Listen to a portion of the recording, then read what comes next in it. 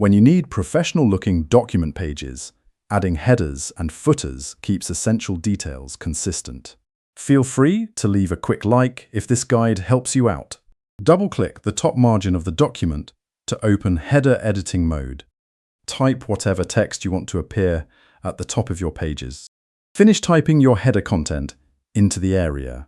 Click the Center Align button on the top formatting toolbar. Open the Options drop-down menu on the header bar.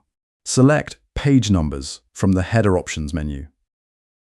Configure where the page number should appear within your layout.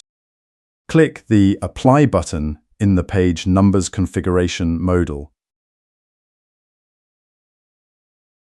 Click on the document body to exit header editing mode.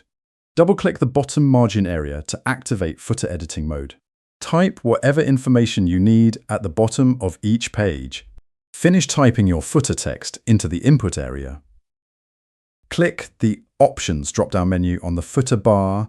Select Page Numbers from the Footer Options menu.